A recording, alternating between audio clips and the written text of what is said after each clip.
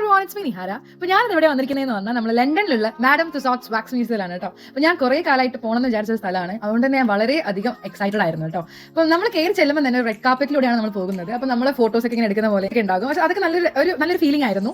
നമ്മൾ ഉള്ളിൽ കയറി പോകുമ്പോൾ തന്നെ കുറേ ഹോളിവുഡ് ആക്ടേഴ്സിന്റെ വാക്സ് സ്റ്റാച്യൂസ് ഒക്കെയാണ് ഉണ്ടായത്. അതിന്റെ ഇടയിൽ തന്നെ നമ്മുടെ ഇന്ത്യൻ ആക്ടേഴ്സിന്റെ ഒക്കെ ഉണ്ടായിരുന്നു കേട്ടോ. പ്രിയങ്ക ചോപ്ര, പിന്നെ രൺവീർ സിംഗും, പിന്നെ അമിതാഭ് ബച്ചന്റെയും, പിന്നെ എന്റെ ഫേവറേറ്റ് ആക്ടറായ ഋതിക് റോഷന്റെ ഒക്കെ സ്റ്റാച്യൂസ് ഉണ്ടായിരുന്നു. അപ്പോൾ എനിക്ക് പേഴ്സണലി എനിക്ക് തോന്നിയത് ഹോളിവുഡ് ആക്ടേഴ്സിന്റെ കുറച്ചും കൂടെ ഒരു ഒറിജിനാലിറ്റി ഉണ്ടായിരുന്നു. പക്ഷേ നമ്മളുടെ കുറച്ച് ഇന്ത്യൻ ആക്ടേഴ്സിന്റെ ഒക്കെ അത്ര ഒരു ഒറിജിനാലിറ്റി ഉണ്ടായിരുന്നില്ല കേട്ടോ. എൻ്റെ ഒരു പേഴ്സണൽ അഭിപ്രായമാണ് ഞാൻ പറഞ്ഞത്. പിന്നെ SRK ഉണ്ടായിരുന്നു, പക്ഷേ എനിക്ക് അത് കാണാൻ പറ്റില്ല. എനിക്ക് ശരിക്കും ഒരു മിസ്സായി പോയി.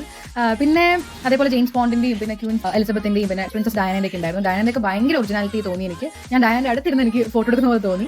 പിന്നെ അതേപോലെ തന്നെ എൻ്റെ ഫേവറേറ്റ് വൺ ഡയറക്ഷൻ്റെ ടീം ഇവരുടെ കൂടെയൊക്കെ ഇരുന്ന് വെറുതെ ഒരു വീഡിയോ ഒക്കെ എടുക്കാൻ പറ്റി. അപ്പോൾ നമുക്ക് അതേപോലെ തന്നെ ഫോട്ടോസോ വീഡിയോസോ ഒക്കെ എടുക്കാൻ പറ്റും. അത് അവർ വന്ന് പ്രിന്റ് ഔട്ട് എടുത്ത് തരുകയും ചെയ്യും കേട്ടോ. അങ്ങനെ ഒരു ഓപ്ഷനും കൂടി ഉണ്ട്. നമ്മൾ ദിലീപേട്ടൻ കിങ്ലാറിൽ പറഞ്ഞ ഗാന്ധിജിന്റെ പ്രതിമ അവിടെ ഇല്ല കേട്ടോ. അപ്പോൾ അതാരും തപ്പിട്ട് പോകണ്ട.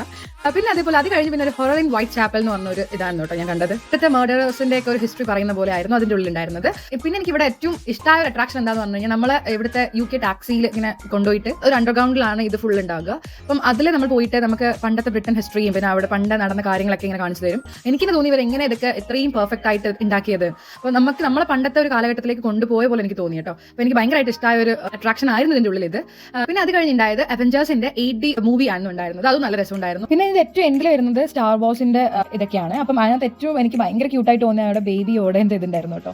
അപ്പം എനിക്കിത് NHS ഡിസ്കൗണ്ട് ഉള്ളത് കൊണ്ട് തന്നെ എനിക്ക് £20 ആയിരുന്നു ഇതിൻ്റെ ഉള്ളിൽ എൻട്രി ഫീസ് ഉണ്ടായിരുന്നത്. 29 or 30 ആണ് നോർമൽ ഫീസ് വരുന്നത് ഇതിന്. അപ്പോൾ നിങ്ങൾക്ക് എന്തെങ്കിലും ഓഫേഴ്സ് ഒക്കെ ഉണ്ടെങ്കിൽ ഒന്ന് ചെക്ക് ചെയ്തിട്ട് പോയിക്കോളൂ. അപ്പം ഞാൻ എന്തായാലും പറയുന്നത് ഒരു മസ്റ്റ് വിസിറ്റ് സ്പോട്ടാണെന്നാണ്. ഇനി ആരെങ്കിലും ലണ്ടനിലേക്ക് പോകുന്നുണ്ടെങ്കിൽ എന്തായാലും ഒന്ന് വാക്സ് മ്യൂസിയം പോയി കണ്ടുപോകും കേട്ടോ. ബൈ.